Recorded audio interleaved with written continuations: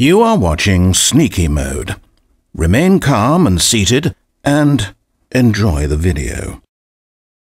Okay guys, welcome back to the Stanley Parable. This is outcome 5, and I think this time what I'm going to do is go down the elevator and then take the red door. Last time, you should remember, we took the opposite of the red door and basically done everything against what the narrator said, the lovely Kevin Brighting, who has done the intro. People have been asking. Yes, he did personally record the voice clip for my intro. He's a really nice guy, and I suggest you go and look up on him, because he's actually done a ton of adverts for, adverts in the UK and international as well, but he's done a lot more than you may think in the UK, so yeah, just listen out for him. He's quite a talented guy, so let's move on. Stanley decided to go to the staff lounge to check on his co-workers. He never functioned well by himself and constantly needed support and guidance from others, so the thought of total solitude was terrifying to him. When Stanley came to a set of 2 open doors, he entered the door on his left. No.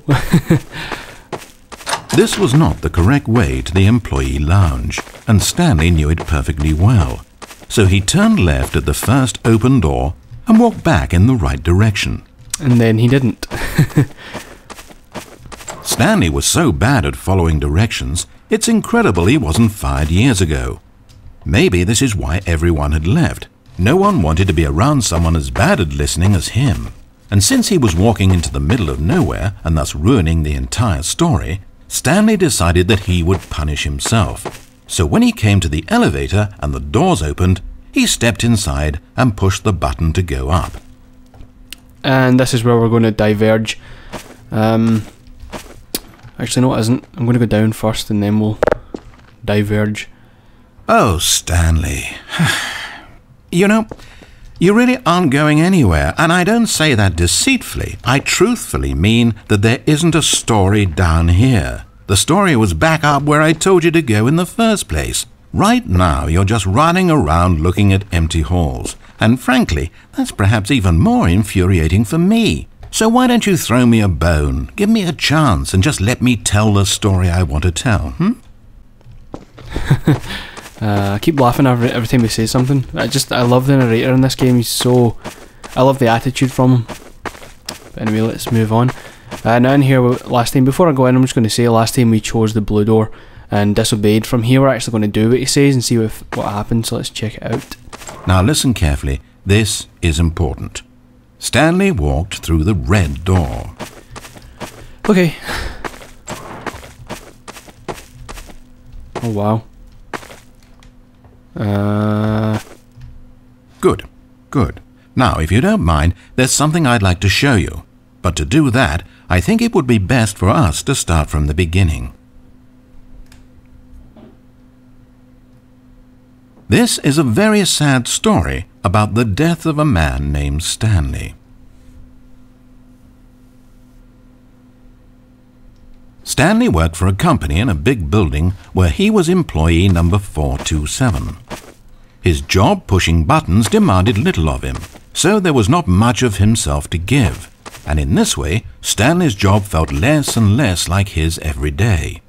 But if buttons need pushing one day, it means they'll need pushing the next and then the next. So without question or judgment, Stanley continued to do what the screen told him. One keystroke flowed into another keystroke, flowed into his ride home, flowed into dinner, flowed into waking up, flowed into going to work, and here he was again. Stanley was typing out a complete sentence that said absolutely nothing at all. If in reality no one ever actually disappeared from the office, and Stanley never got the opportunity to make a decision, to choose which path he wanted to take, would his life still have any meaning? Perhaps when we long for something deeply enough, these hopes and fantasies become so strong in our minds that we truly believe that we're there, controlling that person and living that adventure. To manipulate your own thoughts and emotions might mean freedom from a self-imposed prison, but these delusions can be fatal to those who can't tell the difference. And so, Stanley asked, if that door never opened, if I'll never be able to walk away from those people and from these buttons, is this life still worth experiencing? Am I actually happy? Stanley answered this question by pushing a button. Then he pushed a button, and then he pushed a button. Then he pushed a button. Then he pushed a button.